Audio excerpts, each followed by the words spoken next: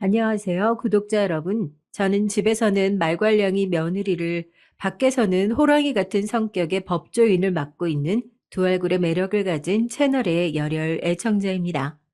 제 사연을 들으시는 구독자 여러분께서는 세상에서 제일 비열한 사람이 뭐라고 생각하시나요? 저는 강약 약강이라고 생각해요. 요즘 젊은 세대들이 이렇게 강약 약강으로 줄여서 말한다던데, 강한 사람한테는 간이고 쓸개고 빼줄 것처럼 설설 기었다가 자기보다 약한 사람한테는 언제 그랬냐는 듯이 태도를 돌변하고 강한 척을 하는 그런 비열한 인간들을 보고 줄여서 강약 약강이라고 한다네요. 제가 오늘 제보할 사연이 바로 그런 내용입니다. 그렇게 상대방을 간 봐가면서 처세를 바꾸는 게 얼마나 없어 보이는지, 또 그렇게 살면 어떤 벌을 받는지 저에게 한방 당한 그 사람도, 또 사연을 듣고 있는 구독자분들도 꼭 알았으면 해서요. 전 정말 비열한 것을 싫어합니다. 맞아요. 세상에서 제일 싫어하는 게 권력한테 빌붙어서 사는 것들, 상대방의 힘을 봐가면서 차별하는 사람들, 정의롭게 살 수 있음에도 불구하고 단지 편하게 살기 위해 그렇게 살지 않는 사람들이에요.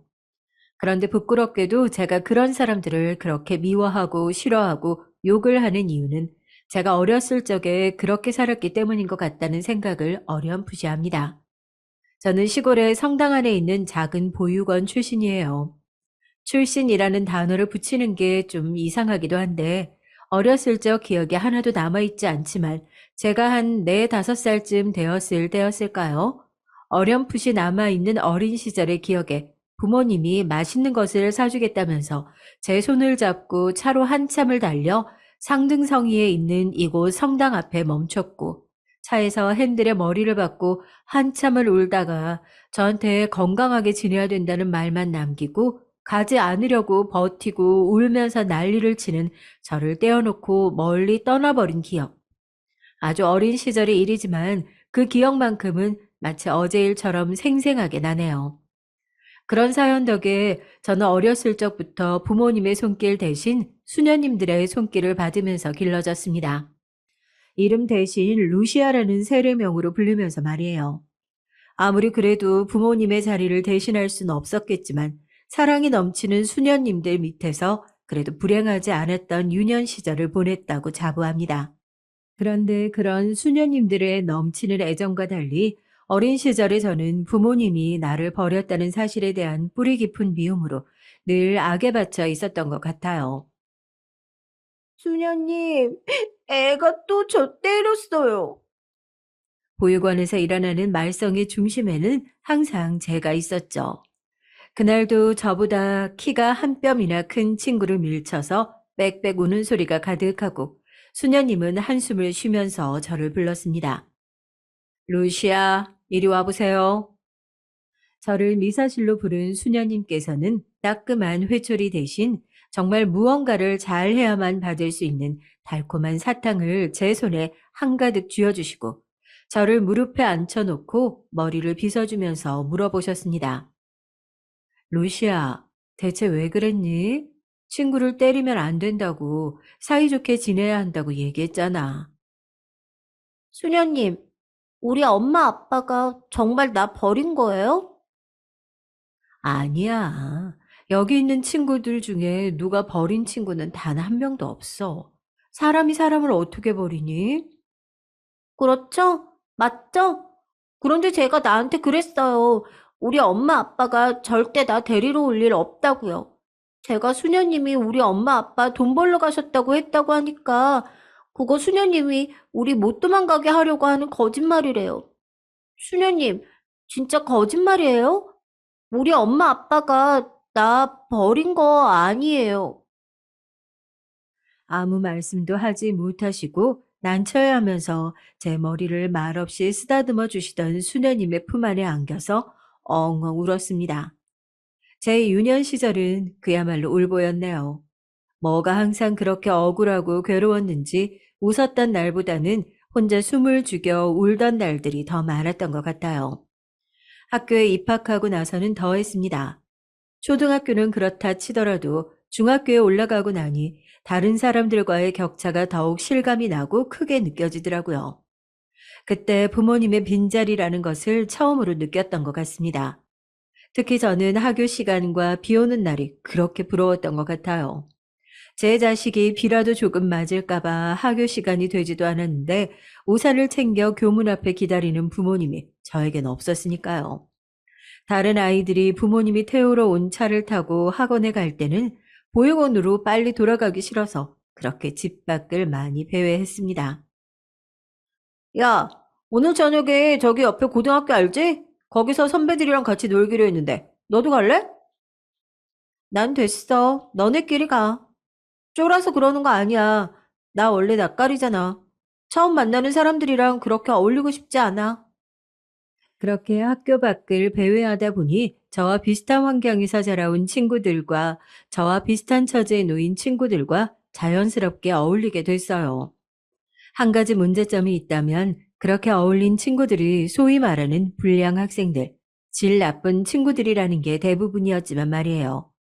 그 당시에는 제가 나쁜 짓을 하면서도 이게 나쁜 짓이다라는 의식 자체가 별로 없었던 것 같아요.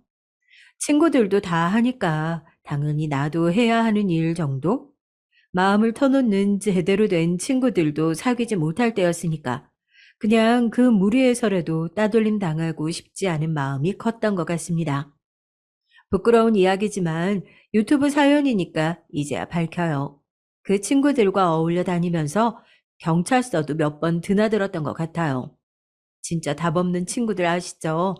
머릿속으로 그런 학생들의 그림을 그려보시면 딱 제 학창 시절의 초상이 완성되지 않을까 싶네요. 정말 이상하고 웃기는 인연이지만 제가 저희 시아버지를 처음 만난 장소도 바로 경찰서였습니다. 정의감 넘치는 형사와 사고뭉치 불량 학생에서 시아버지와 며느리의 관계가 될 거라고는 정말 아무도 상상하지 못했겠죠. 저와 아버님은 그렇게 특별한 인연으로 시작하게 됐습니다. 저희 아버님은 당시에 비행 청소년들과 애들이 일으킨 사건들을 많이 맡으셨던 정말 정의감 넘치는 형사님이셨습니다. 형사님 하면 대번에 머릿속에 떠오르는 인상 있잖아요. 체격도 건장하고 무서운 인상에 아이들을 모두 휘어잡을 수 있는 험한 성격이요. 그런데 저희 아버님은 전혀 그러지 않으셨어요. 한없이 자애롭고 인자하신 분. 정말 보육원의 수녀님들을 떠올리게 할 정도로 따뜻한 분이셨습니다. 아직도 종종 아버님과 그때 당시 얘기를 하곤 하는데 자기가 언제 그랬냐면서 손살을 치시기도 하시네요. 제가 처음 친구들과 함께 경찰서에 갔던 날이었습니다. 물건을 훔쳐 달아난 친구들 옆에서 멀뚱멀뚱 서 있다가 저까지 몽땅 붙잡히게 됐죠. 제 입장에서는 당연히 친구들이 나쁜 짓을 하는데도 말리지 않고 가만히 있었다는 것만으로도 큰 잘못이라고 생각을 했었으니까요. 옆에서 형사님들이 무섭게 고함을 지르면서 친구들을 조사하고 있을 때도 그냥 묵묵부답으로 앉아만 있었습니다. 넌 신입이냐? 얼굴 처음 보는데? 평소 어울리고 다니면서 사고를 치고 돌아다니던 애들 사이에서 제 얼굴을 처음 보셨는지 픽 웃으시면서 너는 신입이냐? 그러셨어요. 무슨 저런 사람도 형사를 한다고 입을 삐죽 내놓고 아무런 말도 하지 않으니까 아예 제 앞에 자리를 잡고 앉으셔서 이것저것 물어보시더라고요. 신입인 너는 뭐 훔쳤냐?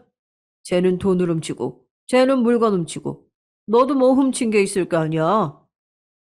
저 아무것도 안 훔쳤는데요?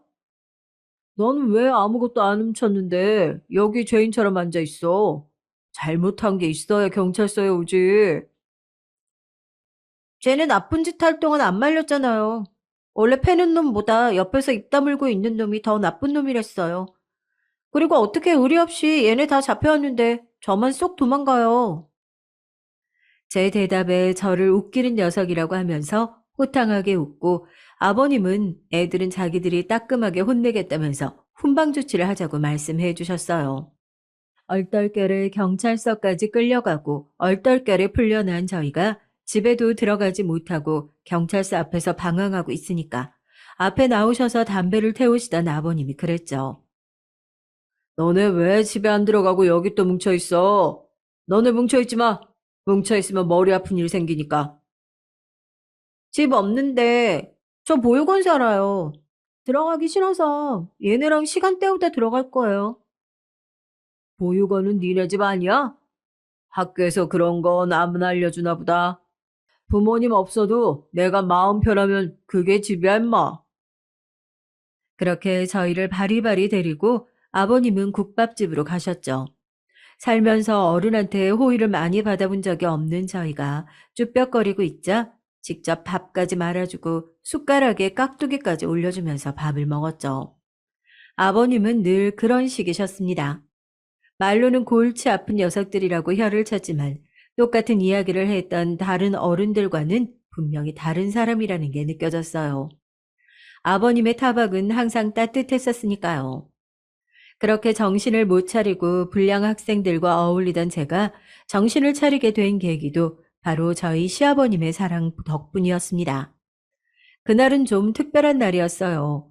당시 아버님이 맡고 계셨던 학교 폭력 사건이 있었는데 이게 보통 애들이 치고받고 싸우는 화해하고 그런 단순한 학교 폭력이 아니라 조직 폭력배가 가담해서 고등학생들을 앵벌이 시키고 애들은 어디서 났는지 몰라도 흉기며 둔기며 특수폭행과 절도를 일삼아서 동네가 한동안 시끄러웠던 사건이었죠.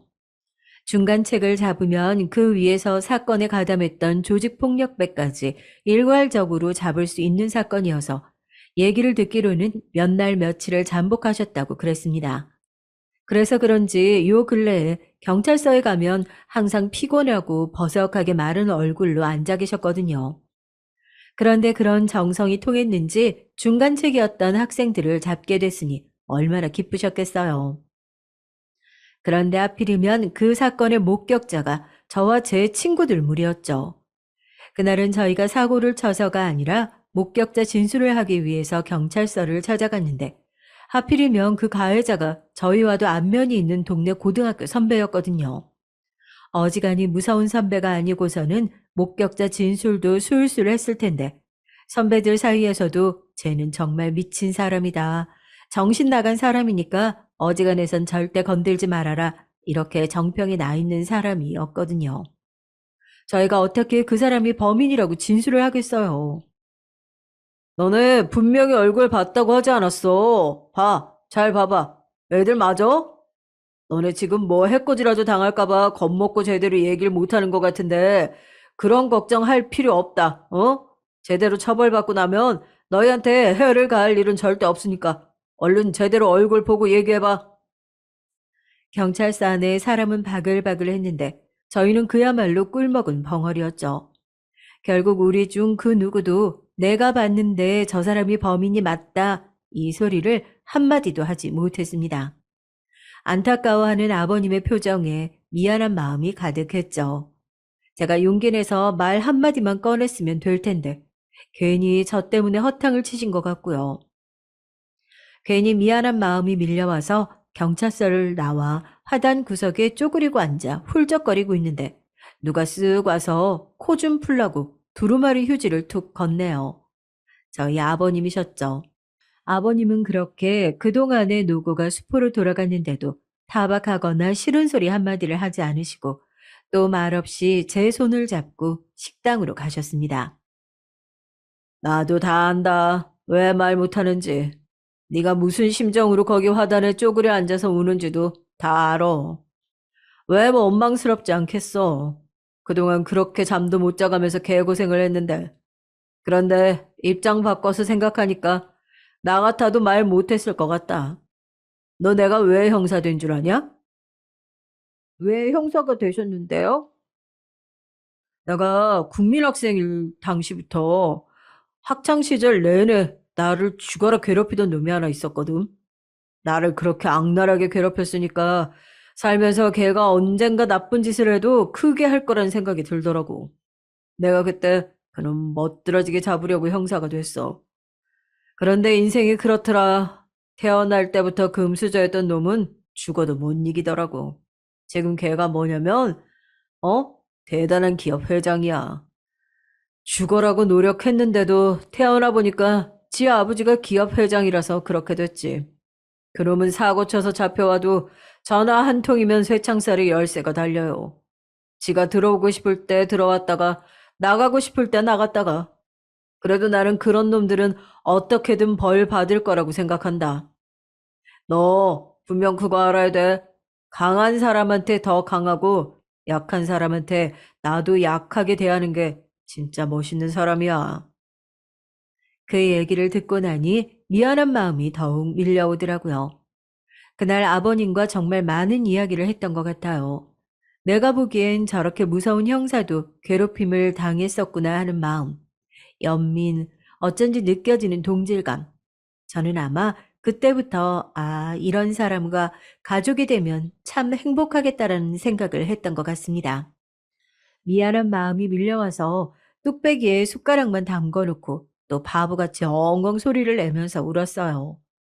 더러워 죽겠다면서 아버님은 웃으면서 휴지를 건네주셨고요. 그때부터 제가 정신을 차리기 시작했던 것 같아요. 그때 국밥집에서 제 롤모델이 생겼거든요. 저희 아버님이요. 그때부터 죽어라 공부를 시작했습니다. 학교가 끝나면 보육원으로 달려가서 잠들기 직전까지 책상에 엉덩이를 붙이고 있었어요. 남들보다 많이 늦게 시작한 공부였으니까 그만큼 배로 노력해야 된다는 생각이 있었거든요. 학원을 못 다니니까 모르는 문제가 있으면 교무실 앞에 죽치고 있다가 선생님 입에서 귀찮으니 제발 좀 가라는 이야기가 나올 때까지 쫓아다녔어요. 그렇게 죽어라 공부해서 시험을 보고 매번 등수가 올라가고 성적표를 들고 나서 제일 먼저 뛰어갔던 건 수녀님도 아닌 경찰서에 있는 아버님이었습니다. 형사님, 저 성적표 나왔어요. 자, 보자. 너 이놈의 자식이 이제 진짜 정신 차렸구나. 박경사, 이리 좀 와봐봐. 얘가 전교 5등을 했다네. 야, 참나. 우리 집에 있는 아들놈이 너만큼만 공부했어도 나는 3일에 한 번씩 동네 잔치를 했겠다. 봐봐, 하면 된다니까. 자, 우리 오늘 일 끝나고 저기 앞에 있는 중국집 한번 가자. 우리 딸내미가 전교 5등을 했는데 내가 한턱 쏴야지. 그렇게 자기 일처럼 기뻐해 주시고 정말 저에게도 감히 아빠가 생긴 것 같은 기분이 들더라고요. 너무 행복했습니다.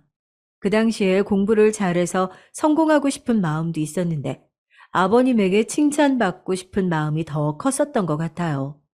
제가 중학교, 고등학교 졸업식에서 그 당시에는 진짜 가족은 아니었지만 시어머니, 시아버지, 남편이 빠지지 않고 다 있었습니다. 그만큼 저를 가족처럼 아껴주셨어요. 제가 아버님께 그런 은혜를 입으면서 살아왔네요. 저희가 진짜 가족이 된 건 제가 고등학교를 수석으로 졸업하고 대학교 입학 당시에도 전액 장학금을 받아 입학하고 로스쿨까지 합격하고 난 이후에요. 워낙 어렸을 때부터 집에도 자주 드나들고 입학식이며 졸업식이며 가족처럼 따라다닌 남편을 저는 거의 친오빠처럼 생각했었거든요. 성인이 되고 힘든 일이 있을 때마다 같이 술잔을 기울이기도 하고 가족처럼 기대다 보니까 생전 느끼지 못했던 감정들이 느껴졌습니다. 가족보다 더 가까운 어떤 그런 사이에서 느껴질 법한 감정이요. 저희 남편도 아마 그랬던 것 같아요. 누가 먼저랄 것도 없이 고백도 없이 그렇게 연인 관계로 발전했습니다. 처음에는 이거 아버님한테 걸리면 크게 혼나겠다 싶어서 시부모님 몰래 연애를 했었거든요.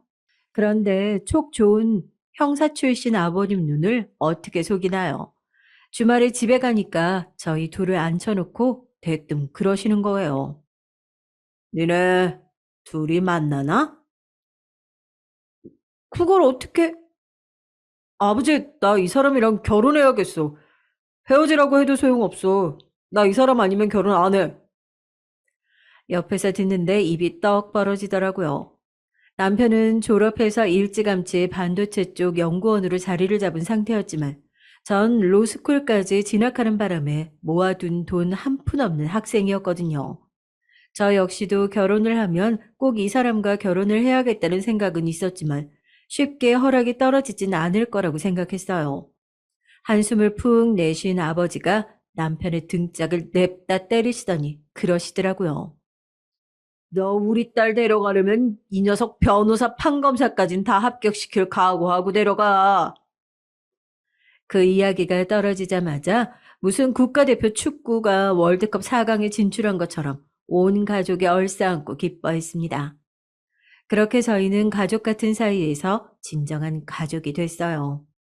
저는 그 뒤로 정말 시댁의 전폭적인 지지를 받아서 시험에 한 방에 합격할 수 있었고, 합격 소식도 가장 먼저 어머님, 아버님께 알렸습니다.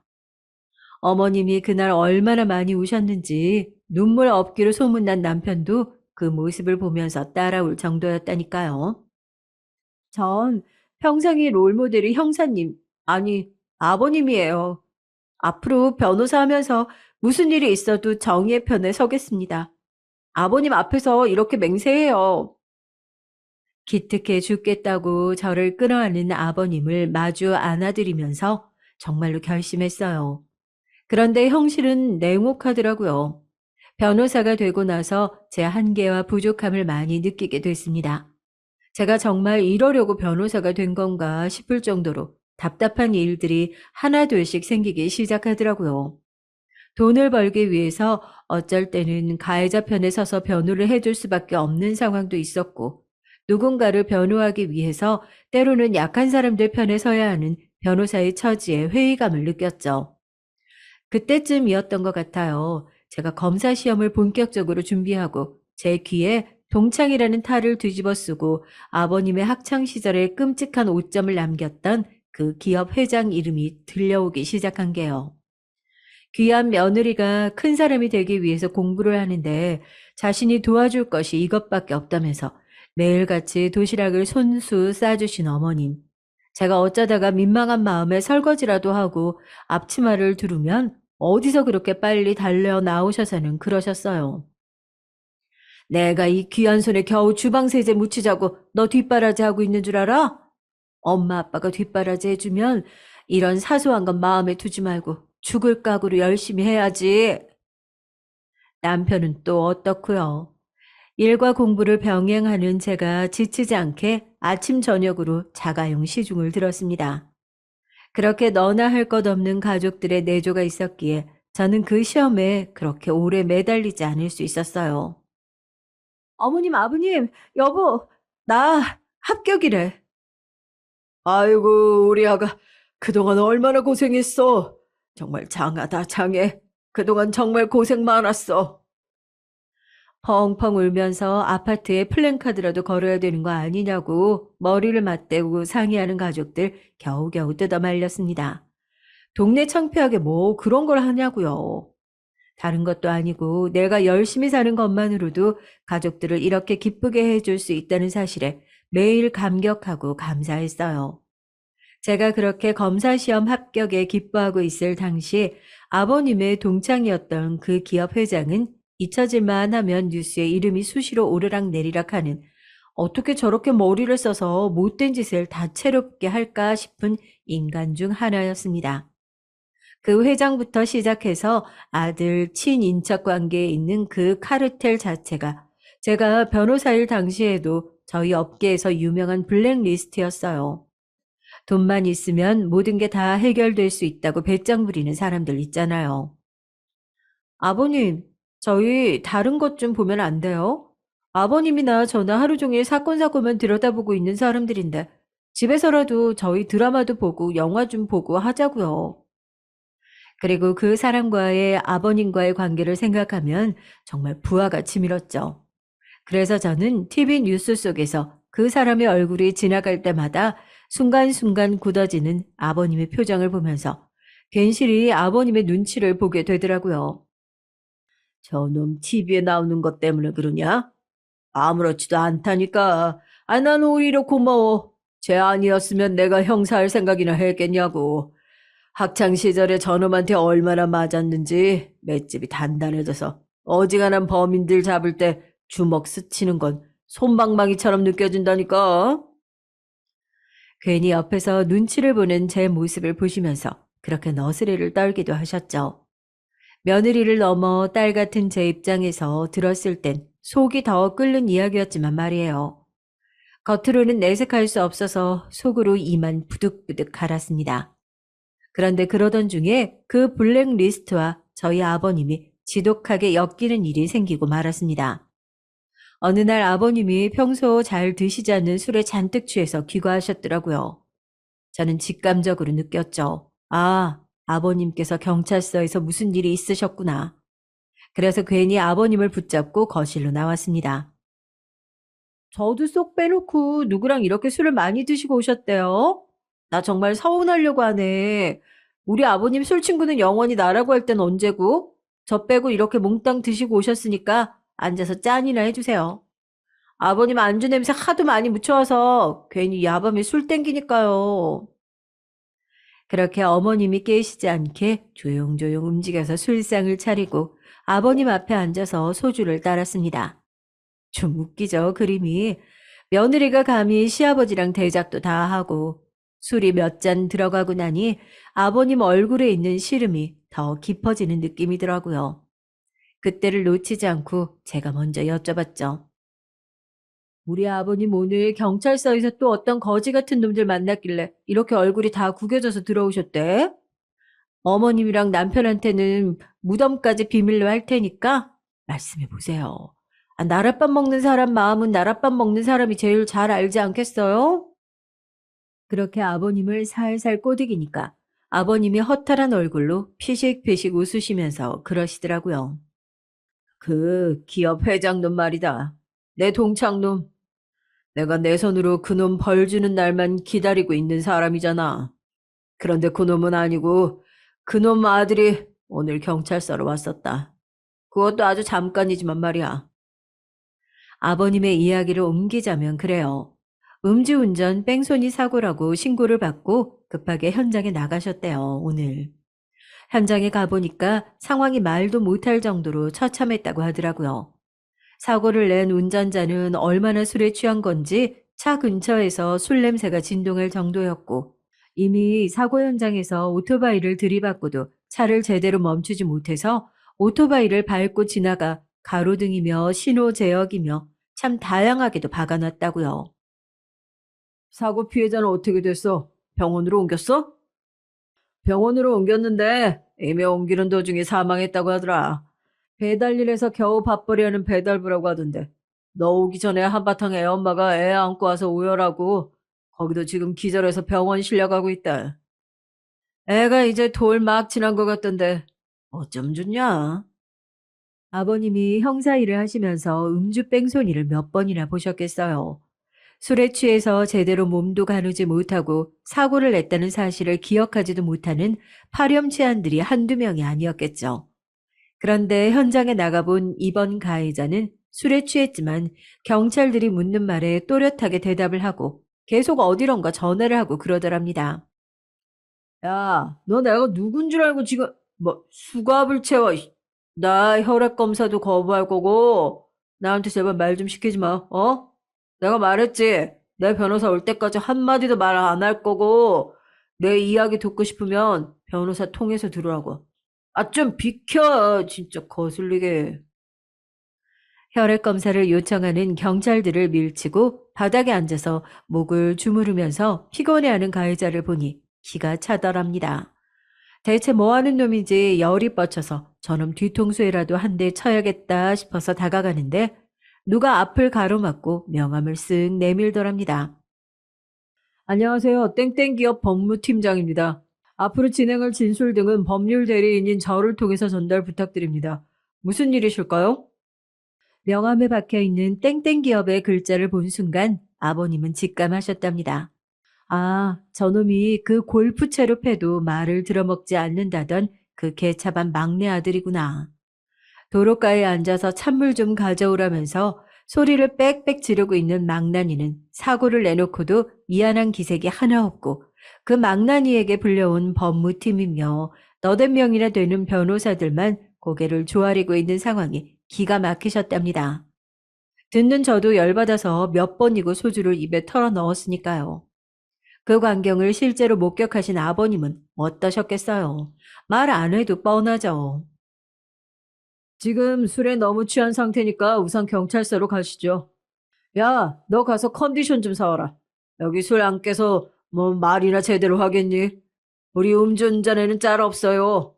뭐 술을 마셔서 심신미약이다, 정신불안정이다 이런 거 뉴스에서 많이 보셨을 텐데 지금 보니까 말도 똑바로 하겠다. 정신도 말짱하겠다. 그런 거 주장하려면 준비 많이 하셔야 될 것 같은데. 난동을 부리며 재벌 3세 가해자가 경찰차에 겨우 몸을 구기고 실려가고 아버님은 속으로 오만 가지 경우를 다 생각하셨답니다. 아들을 엮어서 그 기업을 쳐야 하나, 혈액 검사를 빨리 해야 하는데 아무래도 눈동자가 풀려 있고 말은 또 똑바로 하는데 어딘가 어눌한 게 아무리 생각해도 그냥 일반적인 술을 마신 것 같진 않은데 그런 생각을 막 하셨대요. 그런데 경찰서에 도착하고 나서 더욱 기가 막힌 상황이 펼쳐졌습니다. 경찰서 직원을 자기 수족 부리듯이 이거 해달라 저거 해달라 부리던 재벌 2세를 아버님이 더 이상 두고 볼 수 없어서 구치소에 집어넣었답니다. 물론 그쪽에서 데리고 온 법무팀장이며 로펌 변호사들은 그것도 꼴도 볼 수 없었는지 난리가 났고요. 아, 경찰서에서 대체 무슨 난동들이야? 아, 잘못했으면 원래 구치소 들어가는 거 모르는 사람 있어? 아, 제발 시끄럽게 하지 말고 그 바닥 시원하고 딱딱하니까 거기 누워서 잠 좀 깨던가. 야, 너 거기 이름 뭐야? 어? 너 간이 아주 배 밖으로 나왔구나. 야, 여기서 어디 내가 누군지 모르는 사람은 딱 너 하나밖에 없는 것 같은데 나 그렇게 나를 잘 모르는 사람들을 보면 밟아주고 싶어서 배앓이 꼴리는 인간이거든? 구치소가 철문이지 무겁잖아. 근데 이거 니들한테만 무거운 거라고. 나 같은 사람한텐 그냥 이거 자동문이야.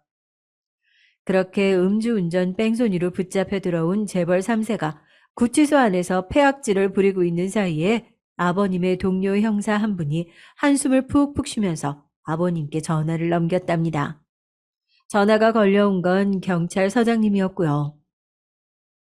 야, 너 전화 안 받아서 사람 속 터지게 진짜. 너 대체 지금 누구 건드렸길래 청장님한테 다이렉트로 전화가 오냔 말이야. 너 지금 구치소 문 당장 열어. 안 열면 옷 벗을 줄 알아? 구치소 들어간 지 10분도 안 됐는데 그새를 못 버텨서 청장님한테까지 전화가 갔다고요? 서장님, 이 자식 현장에서 그렇게 비틀거리고 있으면서 자기 발로 경찰서 들어오기 싫어서 동승하고 있던 자기 비서랑 자리 바꾸고 있다 걸렸습니다. 아주 악질인 놈이라고요.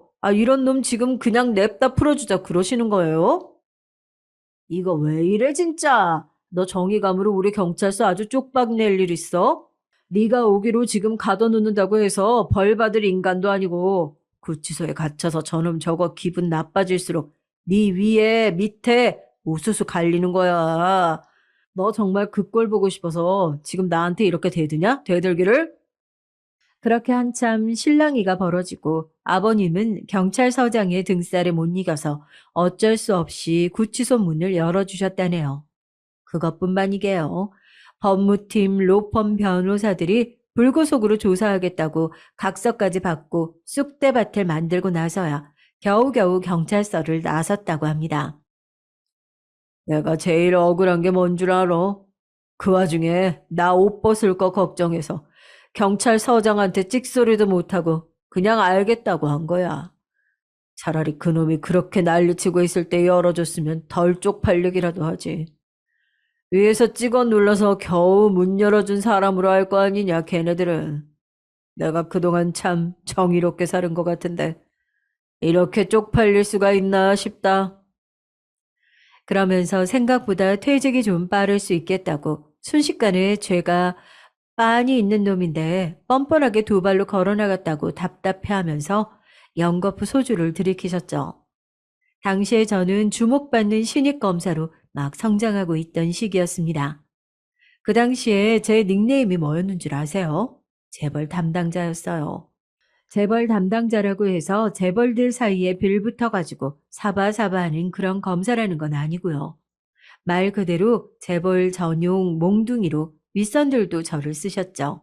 재벌들, 재벌 2세 사건을 도맡아 하고 또 걸렸다 하면 선처 없고 자비 없이 기소를 날리는 것으로 유명했었거든요. 처음엔 그거 가지고 직속 라인들한테 깨지기도 엄청 깨졌었는데 시간이 지나니까 자기들도 감당할 수 없을 정도로 묵직한 사건들을 네가 한번 패봐라 하고 넘겨주시더라고요. 정말 내일이 없는 사람처럼 했으니까요. 아버님과 땡땡 기업 회장과의 과거를 알게 되고 또 워낙 개차반으로 유명했던 인간이니까 그때 이후로 내가 검사가 되면 저 회장 한번 제대로 털어봐야겠다고 벼르고 있었습니다. 벼르고 말겠지 했어요, 저도. 그런데 그 기업은 제 마음을 어떻게 그렇게 찰떡같이 알고 있었던 건지 기어이 제가 뒤집어질 기회를 친절하게 먼저 주시더라고요.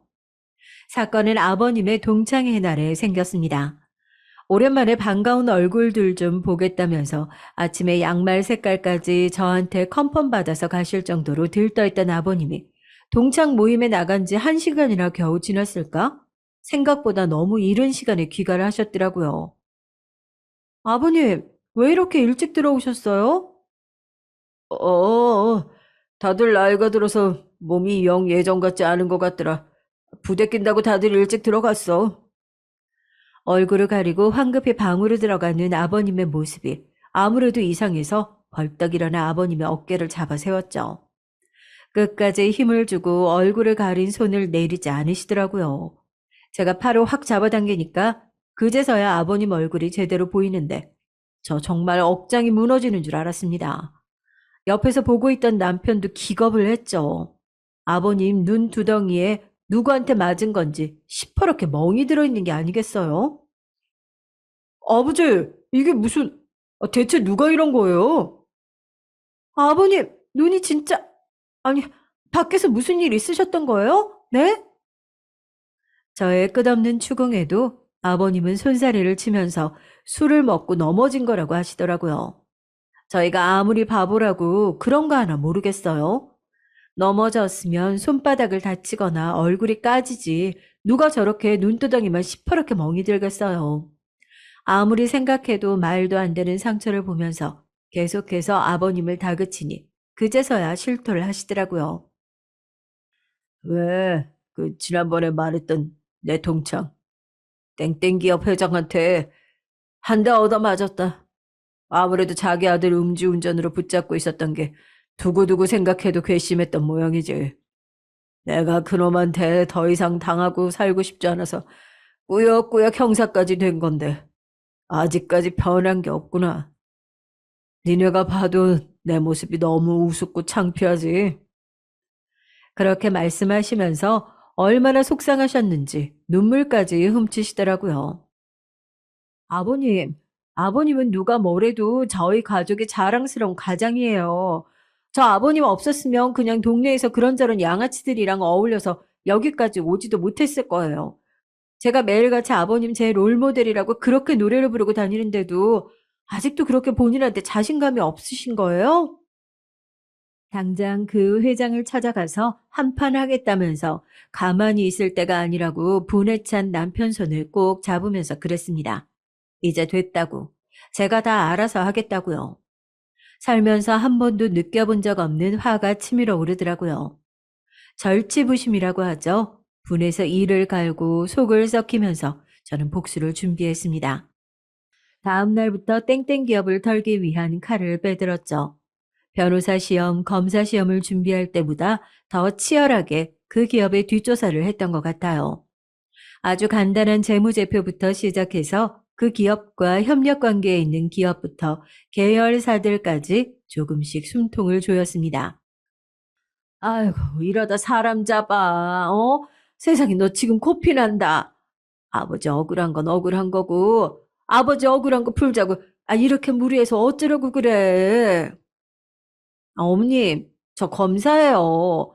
저희 가족들 건드리면 가만히 있으면 그 검사 호구인 줄 알고 사람들이 냅다 덤빌걸요? 저 지금 아버님 억울함 풀어드리려고 이러는 거 아니에요. 감히 누구 가족을 건드렸는지 제대로 보여주려고 하는 거지. 그렇게 한 달을 낮밤할 거 없이 죽어라 그 기업 하나 털어보겠다고 버텼습니다. 제가 여기저기 들쑤시고 다니는 게 어디까지 소문이 났는지 그 사이에 웃지 못할 해프닝도 있었네요. 평소에 말 한마디도 섞지 않는 동료 검사가 대뜸 저를 부르더라고요. 오늘 저녁에 바빠? 왜? 아무리 안 바빠도 너한테 내줄 시간은 없으니까 비켜. 아이, 동기끼리 왜 이렇게 빡빡하게 구는 거야? 내가 우리 검사님 앞으로 검사 인생 탄 탁한 대로 쫙 뽑아주려고 진짜 모시기 힘든 분 모셨어. 너 대신에 이번에 제대로 물어서 스타 검사 되면 절대 나 잊으면 안 된다. 어? 하도 입을 털길래 딱 눈치를 챘죠. 아, 땡땡 기업 쪽 사람이구나 하고요.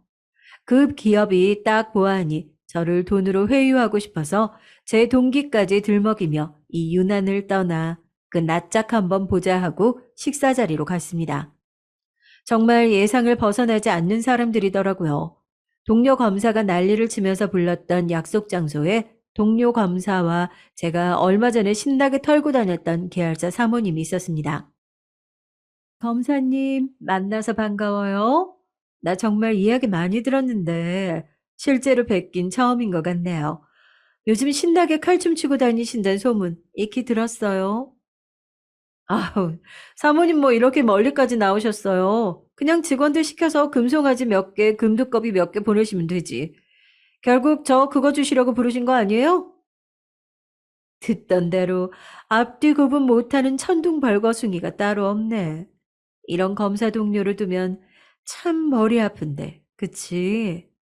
그래도 지금에서야 내가 아쉬울 입장이니까 나도 자리 지키고 한번 참아볼게요. 그런데 검사님, 그런 말이 있어요.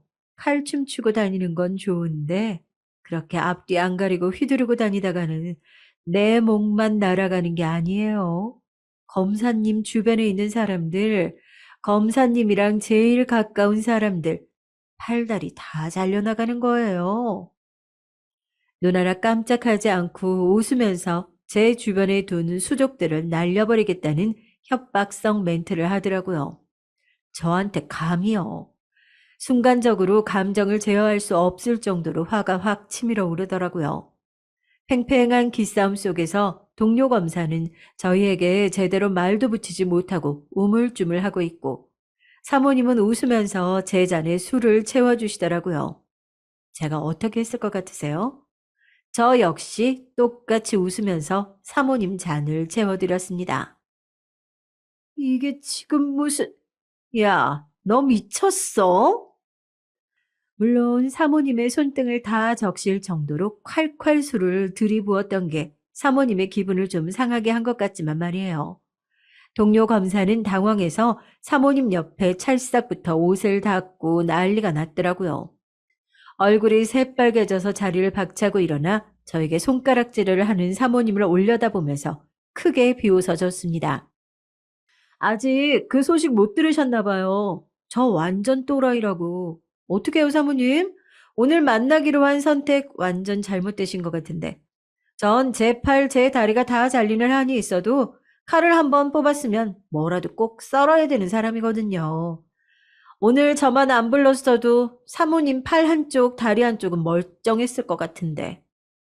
아무런 반박도 하지 못하고 자리에 서서 수치심에 부들부들 몸을 떠는 사모님과 어떻게든 비율을 맞추려고 애를 쓰는 동료 검사에게도 시원하게 한마디 해줬습니다. 너는 지검장 되기는 글러먹었다.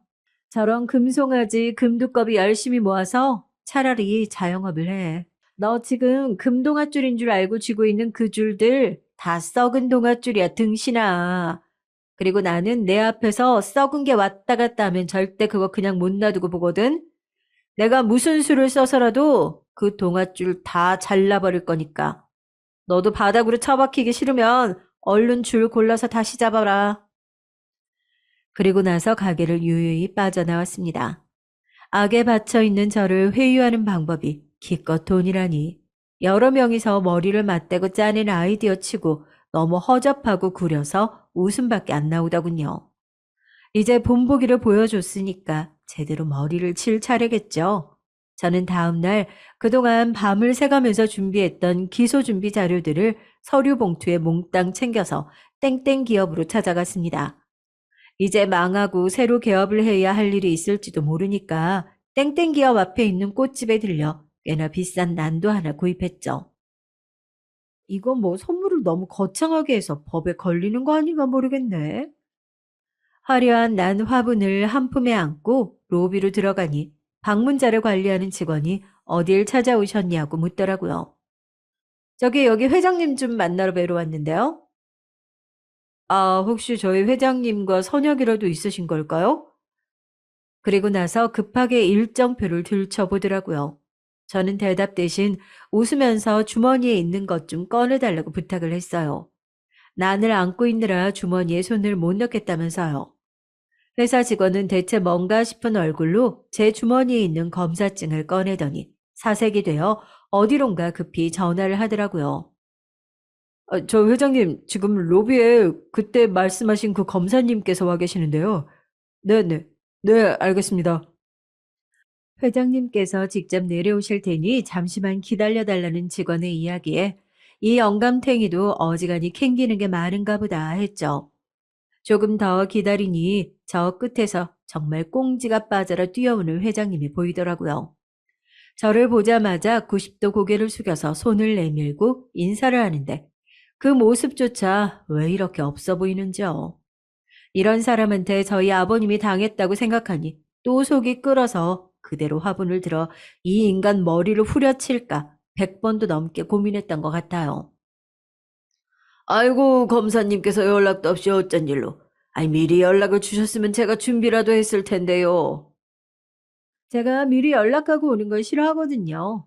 특히 대기업 회장님들이랑 약속 좀 미리 잡아놓으면 그 전에 저 온다고 어떻게 사무실을 들쑤시고 뭘 숨기고 난리를 쳐대는 통에 제가 뭐 들어가서 털 게 있어야 서로 재밌지 않겠어요?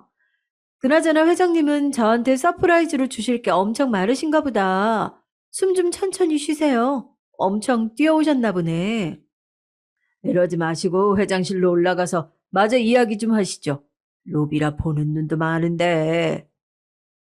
그렇게 회장님을 따라 회장실로 올라갔습니다.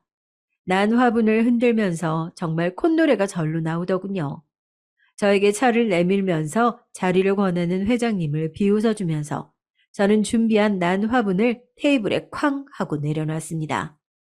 요란하게 화분 깨지는 소리가 나고 테이블이며 바닥은 화분이 떨어진 흙으로 난리가 났죠.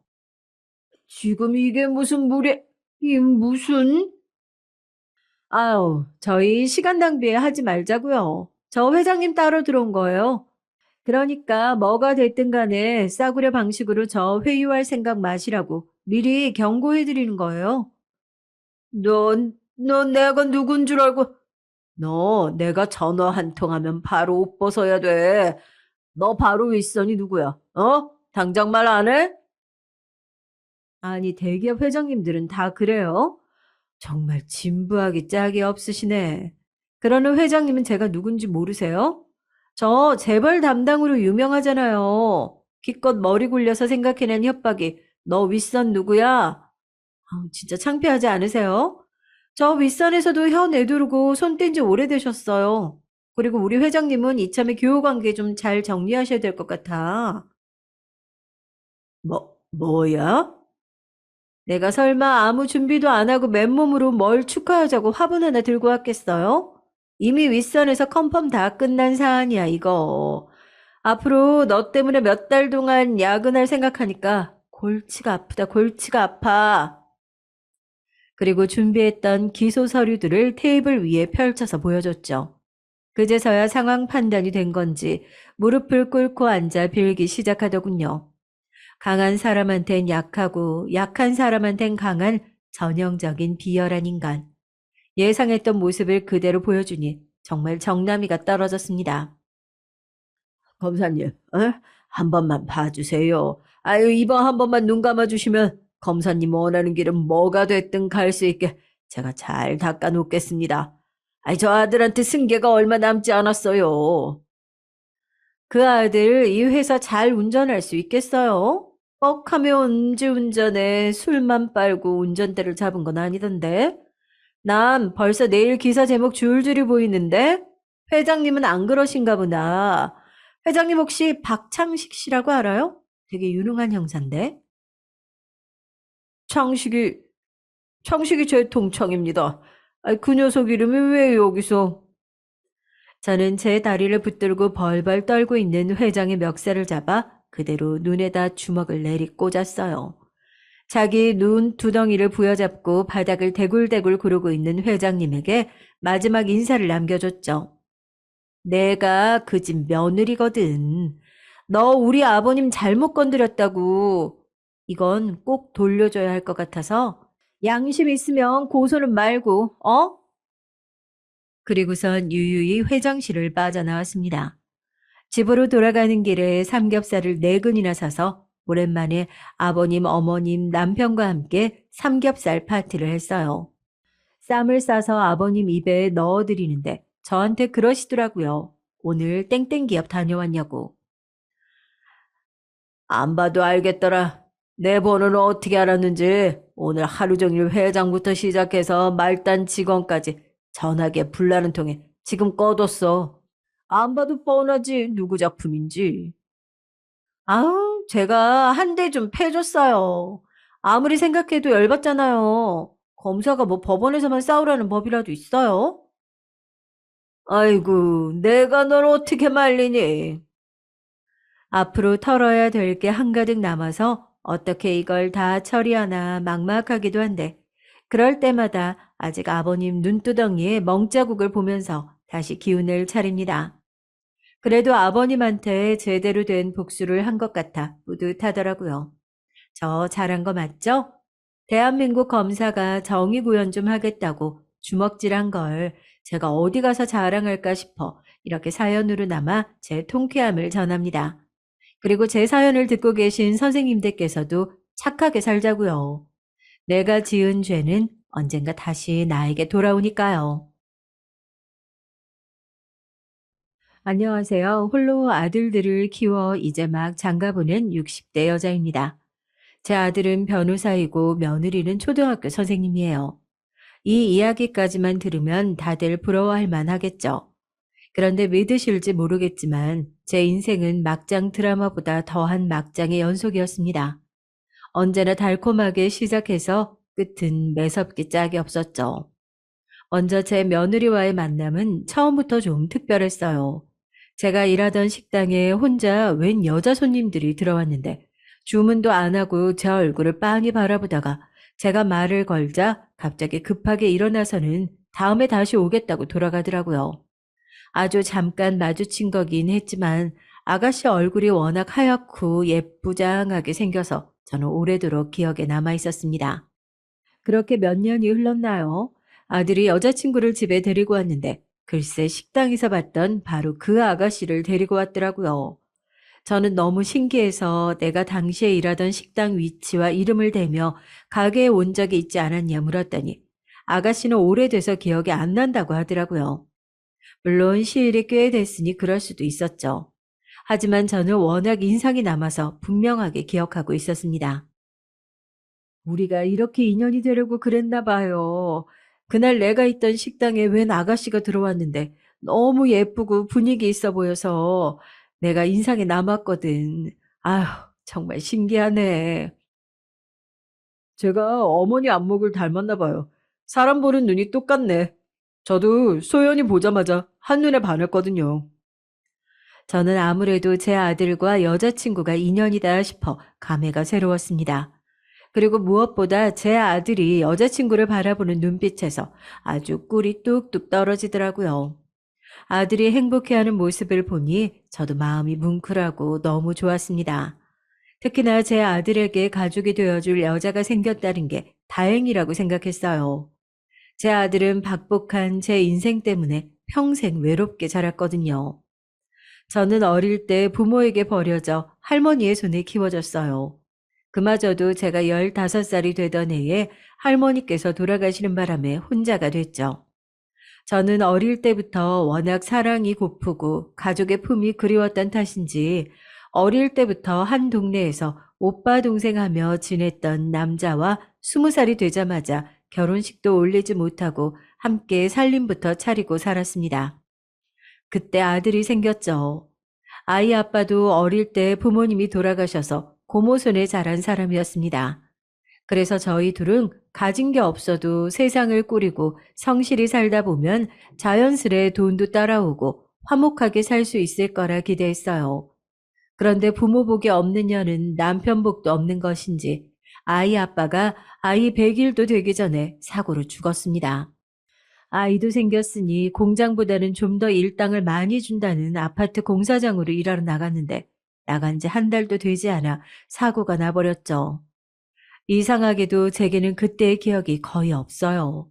작디 작은 아들을 품에 안고 하루 종일 방에 처박혀서 울기만 했던 기억 말고는 모든 기억이 다 흐릿했습니다. 그때 제 나이가 고작 23이었으니까요. 제가 정신이 나가서 울고만 있었는데 품에 안겨있던 아기가 입을 오물거리면서 젖을 찼더군요. 그러고 보니 몇 시간을 아이 젖도 안 물리고 기저귀도 안 갈아주고 있었던 거예요.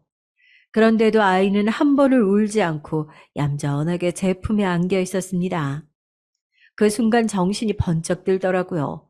그리고 저는 아이 젖을 물리고 머릿속으로 수만 가지 생각을 했어요.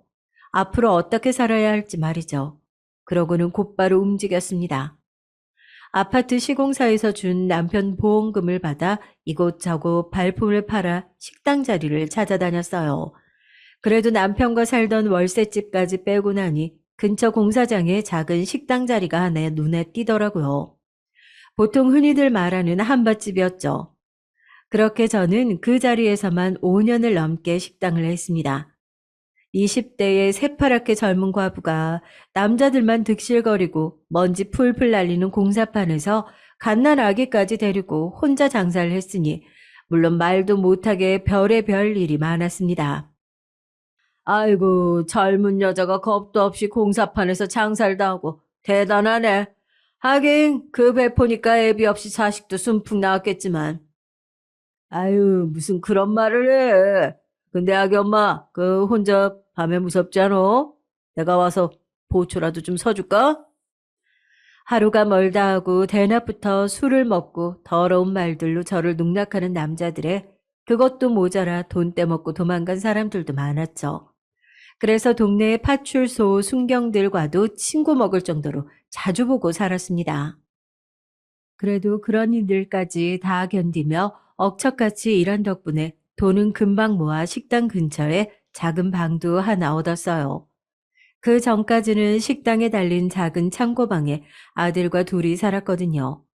그렇게 집도 한 칸 생기고 아들도 좀 자라니 그제야 숨이 좀 쉬어지는 것 같았습니다. 그래서였을까요? 숨통이 좀 트이자마자 금방 딴 생각이 들더군요. 공사장을 드나드는 작은 임대 사업을 하던 남자가 있었는데 남자들 말로는 어릴 때부터 성실하게 일해서 자수성가해서 사업체도 꽤 크고 인물도 좋은 총각이라고 하더라고요. 그 남자도 가게에 워낙 단골이라 자주 식당에 왔었는데 제가 해준 반찬도 너무 좋아하고 제게 이런저런 고민까지도 이야기할 정도로 가까웠습니다. 평소 가게에 오는 남자 손님들과는 여러모로 달라서 저도 금방 마음을 열고 친하게 지냈죠. 정말 대단해요. 도와주는 사람 하나 없이 혼자 아이만 키워도 힘든데 아들도 똑똑하게 잘 키워내고 가게도 이렇게 씩씩하게 잘 해 나가다니요. 아유, 사람이 다 닥치면 하게 되어 있어요. 내가 낳은 내 자식인데 당연히 평생 책임지는 게 당연하죠. 언제나 가게에 올 때마다 제게 힘이 되는 말들도 많이 해주고 응원도 많이 해줬습니다. 그리고 원래도 아이들을 좋아한다면서 저희 아들과 과자도 자주 사다 주고 많이 예뻐해 주더라고요. 그런데 하루는 식당 쉬는 날이 언제냐고 물어보더니 아들이랑 매일 식당에만 있는 것 같다면서 하루 날 잡아 같이 교회로 놀러 가자고 하더라고요. 저는 안 그래도 식당 일 때문에 바빠서 애 데리고 꽃구경 한번 못 가봤다고 했습니다. 그렇게 쉬는 날이면 한 번씩 교회로 함께 놀러 나가기도 하고 백화점에 가 저와 아들 옷도 사주고 했어요. 저는 한편으로는 멀끔한 총각이 뭐가 모자라서 저 같은 사람에게 이렇게 잘해주겠나 싶은 마음에 애써 기대하지 않으려고 했습니다. 하지만 함께하는 시간이 많아질수록 자꾸만 마음이 가고 혹시나 하는 마음이 자꾸만 생겼어요.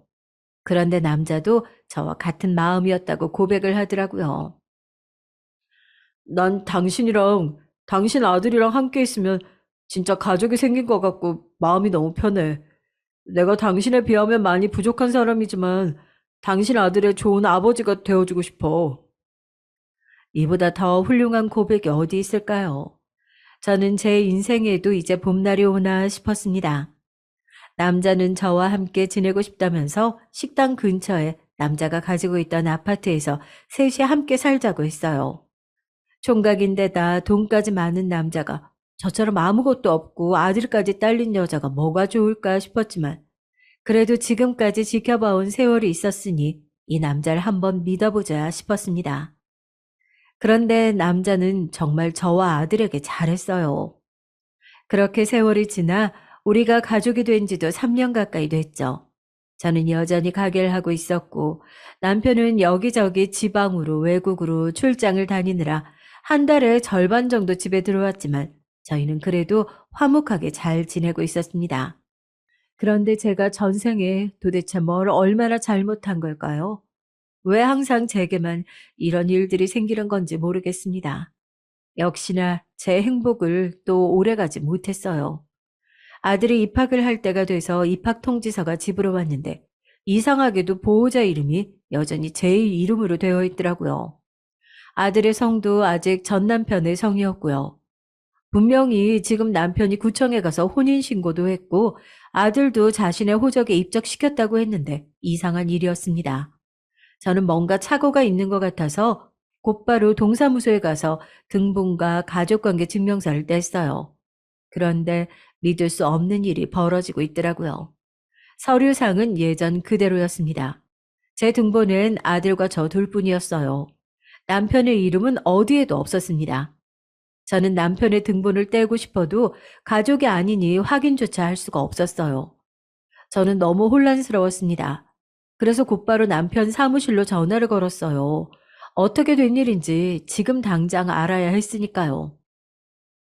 여보, 내가 지금은 일 때문에 너무 바쁘니까 이따 집으로 가서 다 설명할게. 그냥 전화로 얘기해도 되잖아. 아이, 등본에 내가 당신하고 왜 가족이 아닌 거로 나오냐니까?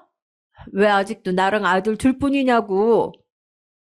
남편은 순간 너무 당황하더군요. 순간 쎄한 느낌이 들었습니다. 그리고 촉이 왔죠. 이 남자가 날 속였구나. 저는 아무리 생각해도 믿을 수가 없었습니다.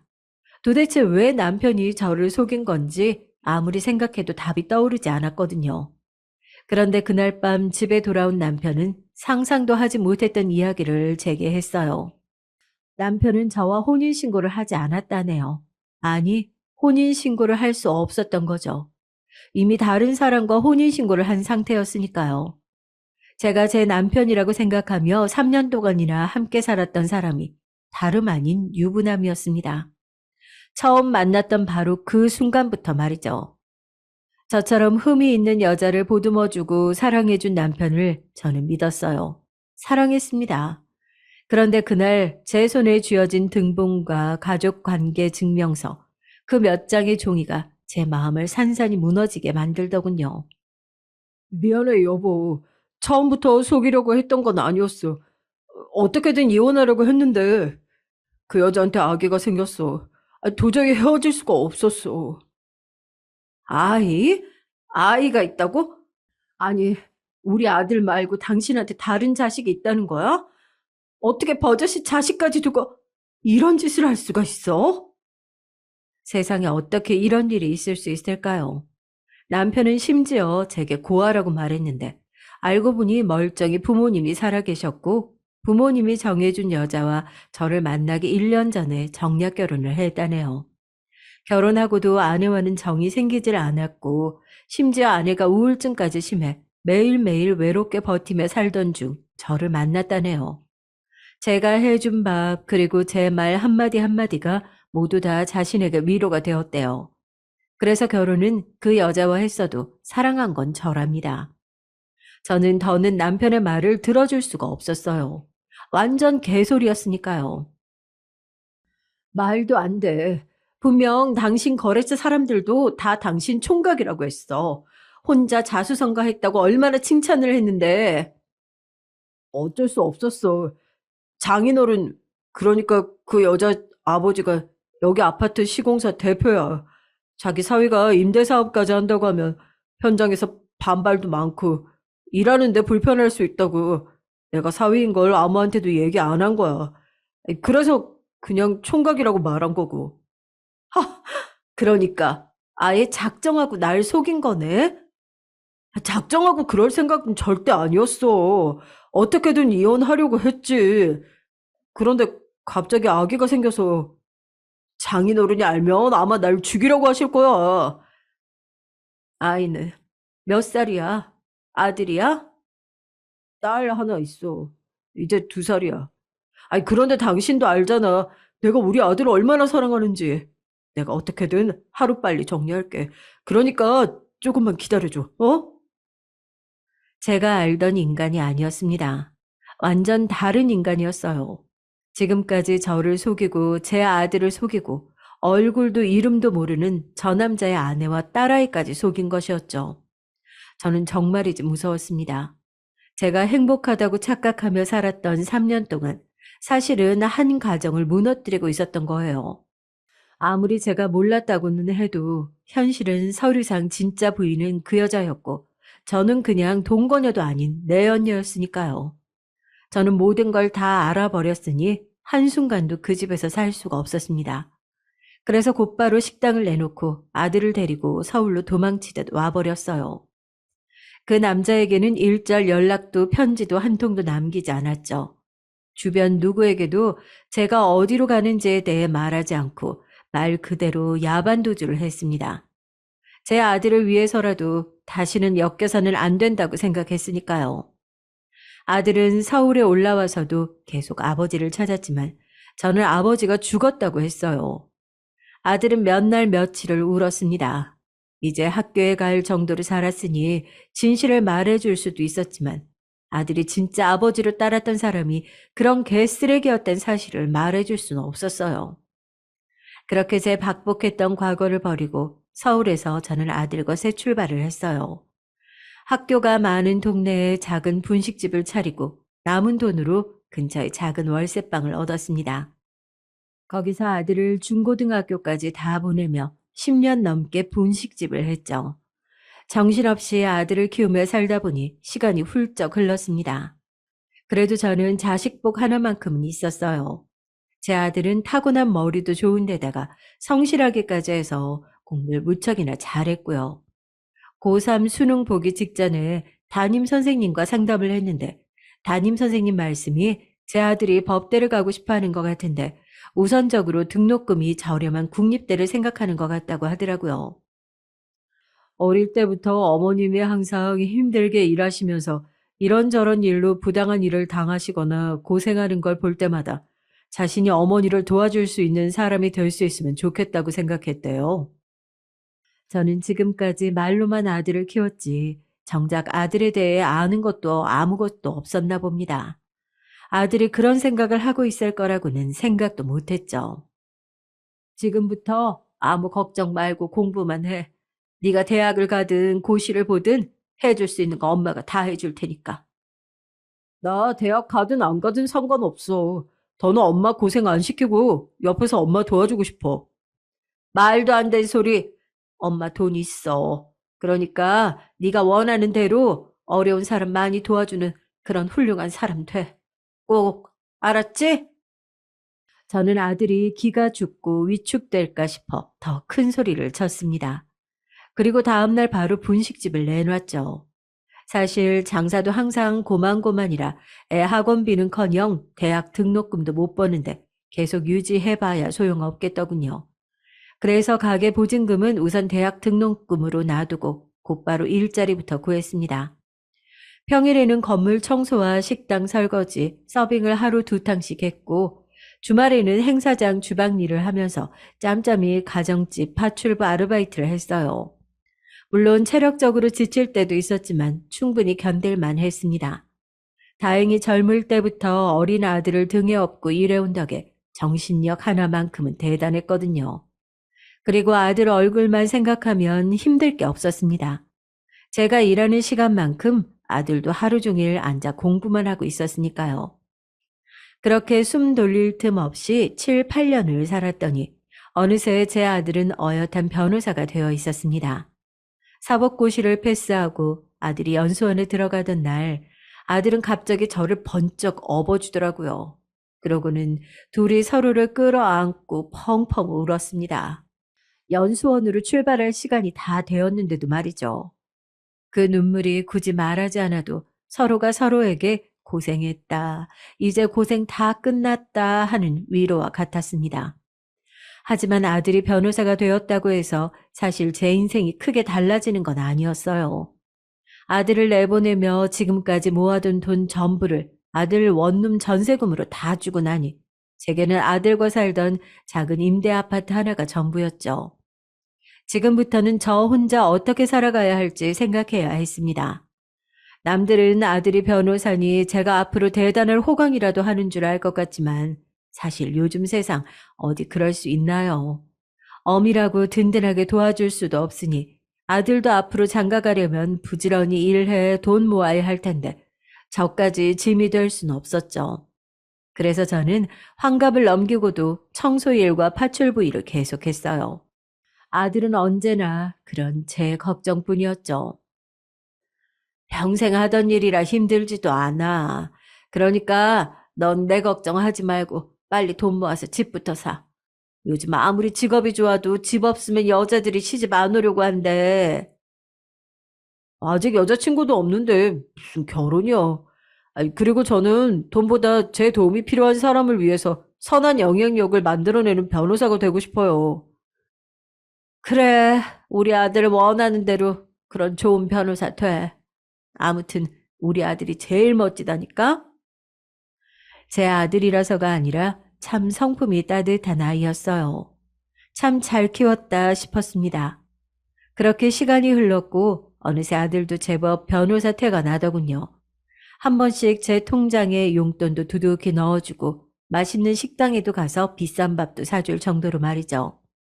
그러다가 처음에 말한 대로 제가 일하던 식당에서 분명 본 적이 있었던 그 예쁜 아가씨를 여자친구라며 아들이 집에 데려왔더라고요. 처음 봤을 때부터 이상하게 정이 가고 마음이 갔습니다. 거기다 무엇보다 중요한 건 제 아들이 너무 좋아하는 게 다 보였어요. 임자를 만났다 싶었습니다. 저는 자연스레 부모님에 대해 물었어요. 그런데 아들 여자친구는 조금 머뭇거리더라고요. 그래서 저는 무슨 사연인지 몰라도 편하게 이야기하라고 했습니다. 사실 제 아들도 아버지 없이 제가 혼자 길렀고, 저도 어릴 때부터 부모 없이 할머니 손에 자라 언제나 어른들이 부모님에 대해 물으면 질문에 머뭇거리곤 했었으니까요. 소연이는 부모님이 어릴 때 헤어지시고 어머님이 일찍 돌아가셔서 계속 외갓댁에서 자랐대요. 아유, 그랬구나. 할머니, 할아버지가 대단하시네. 이렇게 예쁘고 바르게 키워주시고.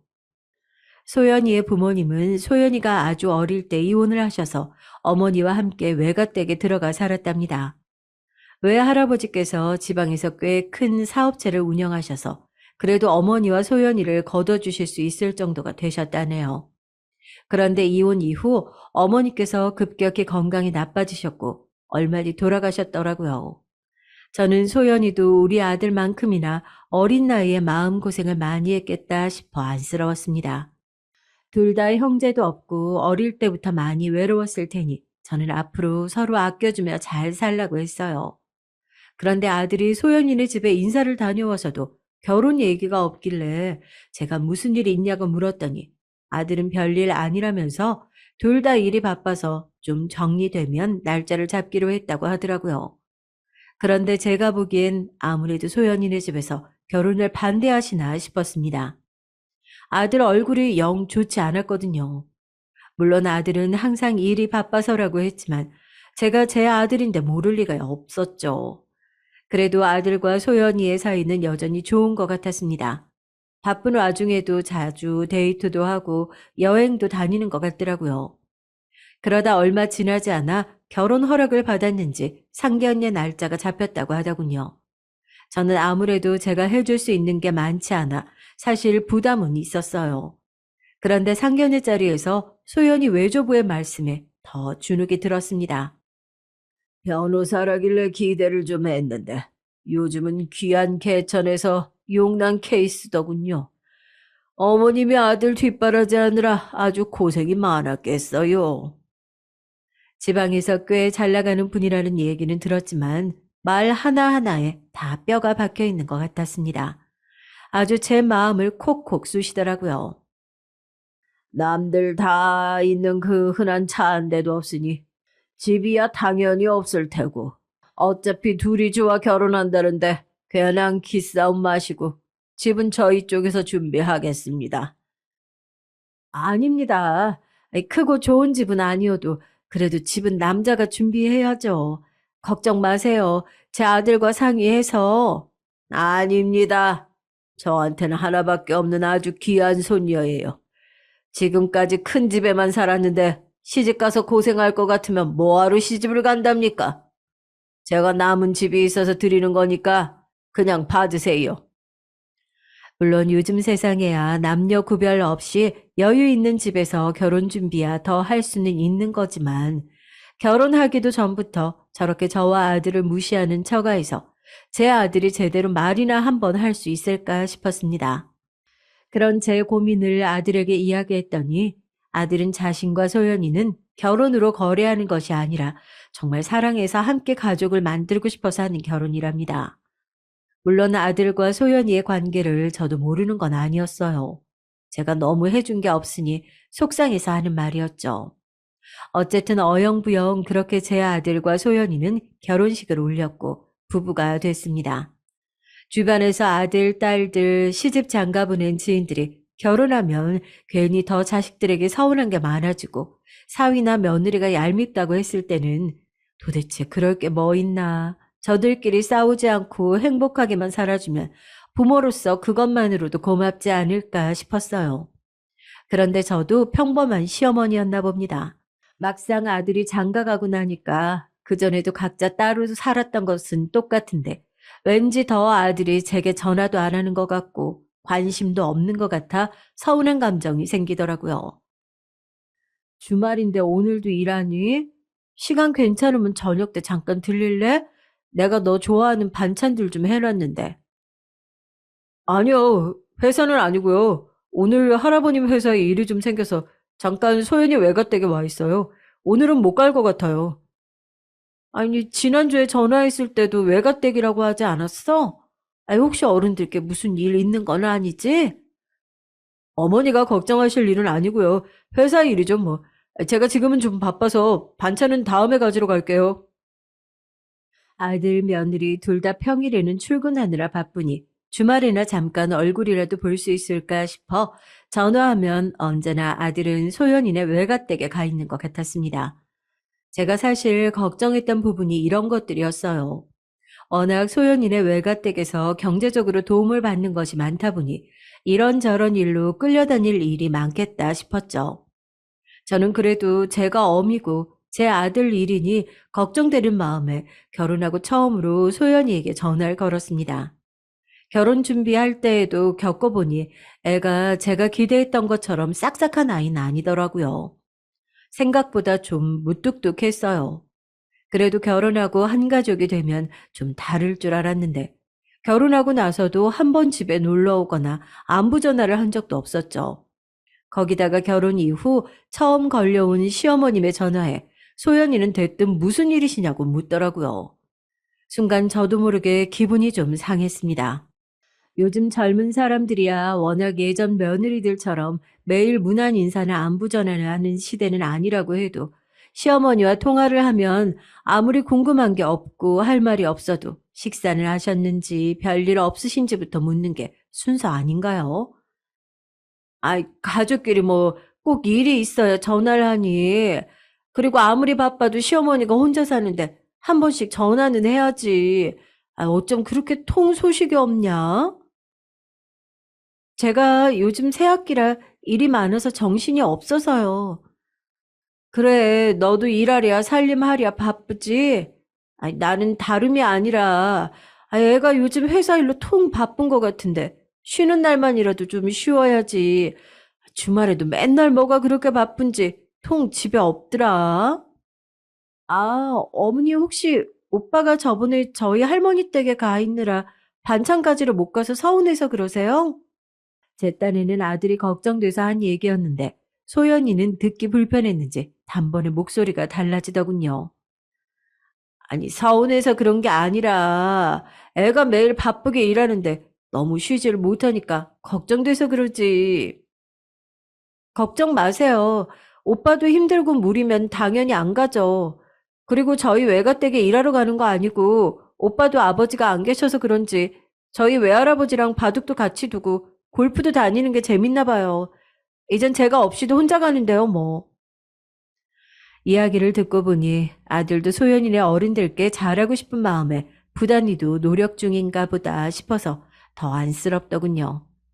그래서 저는 알겠다고 하고 그냥 전화를 끊었습니다. 마음은 씁쓸했지만 어쩌겠어요. 아들이 선택한 인생이니 저는 그냥 지켜봐 주는 거 말고는 해줄 수 있는 게 없었죠. 그런데 그 씁쓸함은 금세 제게 상처로 돌아왔습니다. 다음날 파출부 일을 나가 한참 반찬을 만들고 있었는데 아들에게 전화가 왔더라고요. 저는 기쁜 마음으로 전화를 받았죠. 그런데 아들은 다짜고짜 제게 화를 내더군요. 다른 모자지간들은 어떤지 몰라도 저와 아들 사이에는 난생 처음 있는 일이었습니다. 아들은 제게 소연이한테 전화해서 도대체 뭐라고 한 거냐고 따져 물었죠. 아니, 내가 소연이한테 무슨 말을 했냐니. 왜? 아니, 소연이가 내가 저더러 뭐라고 했대? 며느리가 돼서 안부 전화 안 하고 저 쉬는 날 왜 모시게 외가댁까지 가서 고생시키냐고 하셨다면서요. 그래. 아이, 그렇게 말을 했어. 아이, 근데 맞잖아. 소연이네 집에서 자기네가 좀 돈 있다고 너 부려먹는 거잖아. 저도 지금까지 아들한테 쌓여있던 서운한 마음이 폭발해서 괜히 안 해도 될 말까지 해버리고 말았습니다. 세상에 공짜가 어딨어요. 당연히 받은 만큼 해야죠. 어머니 부담스러울까봐 말 안 했는데 이번에 새로 들어간 로펌도 소연이 외할아버지가 소개해 주신 거예요. 제가 할아버님 회사 일 봐드리는 조건으로요. 그것 봐. 그 노인 내가 처음 봤을 때부터 보통이 아니더라니. 너 이용해서 자기 이득 차리라는 거잖아. 그게 뭐 어때서요? 제가 잘 살면 어머니도 좋으시잖아요. 아무튼 앞으로 소연이한테 전화하지 마세요. 뭐? 너 처가가 좀 잘 산다고 이제 아예 처가에 말뚝이라도 박은 거야? 시어머니더러 며느리한테 전화도 하지 말라니. 아니, 그런 막말이 어딨어. 어머니는 절대 다른 시어머니들처럼 안 하신다면서요. 근데 막상 며느리 보니까 마음이 달라지세요? 저 소연이 없인 못 살아요. 그러니까 해준 것도 없이 괜한 시어머니 흉내 내지 마세요. 저는 제 아들이 맞나 싶었어요. 제 아들이 제게 저런 말을 했을 리가 없으니까요. 저는 도저히 믿어지지가 않아 남의 집 주방에서 겉절이를 담그다 말고 눈물을 펑펑 쏟았습니다. 원래 요즘 아들들은 장가 가면 며느리한테 아예 뺏기는 거라느니 그런 말이 딱 맞았습니다. 역시나 저도 제 아들을 며느리에게 뺏긴 게 확실하더군요. 그러다 결혼하고 첫 명절을 앞두고 며느리가 웬일로 제게 전화를 했길래 무슨 일인가 했더니 친정 어머니 제사가 있어서 자기들은 외가댁에 먼저 들려야 한다고 하더군요. 물론 전에 있었던 일도 있었으니 저도 서운한 마음이야 있었지만 그래도 서연이가 외가 어른들을 생각하면 자식 먼저 보낸 부모로서 딸 제사를 직접 지내는 게 얼마나 속상하실까 싶기도 하더군요. 그래서 며느리에게 그렇게 하라고 했습니다. 그래도 어쨌든 우리 집도 남편 제사가 있으니 명절 당일 아침에는 오라고 일렀죠. 그런데 소연이는 분명 알겠다고 해놓고서는 명절날 점심때가 될 때까지도 연락도 없이 오지 않더군요. 외가댁에 있는 걸 뻔히 아는데 전화를 하지도 못하겠고 저는 마음만 급했어요. 결국 아들과 며느리는 그날 저녁 때가 다 지나서야 집에 왔더군요. 아들은 외할머니께서 너무 우셔서 그냥 오기가 힘들었다고, 그래서 저녁까지 먹고 왔다고 죄송하다고 했지만 이미 마음에 생긴 원망은 쉽게 가라앉지 않았습니다. 아무리 그래도 시댁 제사에 반나절이라 늦게 오는 며느리가 어디 있어. 너희 아버지는 배만 골다가 그냥 가셨겠다. 어머니, 우리가 놀다 온 것도 아니고 친정 제사 때문에 그런 건데, 좀 이해해 주세요. 소연이도 마음이 좋지 않은데 여기까지 왔잖아요. 아들은 이 상황에서도 제 마누라 편만 들더군요. 오늘 같은 날 돌아가신 어머니가 생각나서 얼마나 속상하겠냐고요. 저는 기가 차서 말이 나오질 않았습니다. 제 아들도 장가 가더니 다른 아들과 다를 게 없었어요. 아들 눈에는 제 마누라만 안쓰럽지 그 어린 나이에 과부가 돼서 평생 자식만 바라보고 키우느라 이렇게 늙어버린 어머니는 안쓰럽지 않은 것 같았죠. 그리고 더 화가 났던 건 바로 며느리였습니다. 늦어서 죄송하다는 말 한마디를 안 하더라고요. 더 이상 말해봐야 무슨 소용이 있겠어요. 그래서 저는 늦었으니 빨리 제사나 치르자고 했죠. 제사 준비를 하는 동안도 며느리는 힘이라고는 없이 흐물거리며 돌아다니길래 설거지도 제가 할 테니 들어가서 쉬라고 했습니다. 아주 상전이 따로 없었죠. 잠시 뒤 설거지를 하고 나와보니 아들은 이미 피곤하다며 방에 들어가서 자더라고요. 저는 오랜만에 왔는데 조금 이야기라도 하다가 들어가지 싶었지만 자식 눈치가 보여서 말을 못하겠더라고요. 제 아무리 얼굴도 기억나지 않는 아버지라고 해도 제게는 그 어린 나이에 잃은 남편인데 아들이 좀 위로라도 해주면 좋겠다 싶었습니다. 그런데 그런 마음이 얼굴에 드러났는지 웬일로 며느리가 제 곁에 와서 앉더군요. 그러더니 이런저런 옛날 일을 물어보더라고요.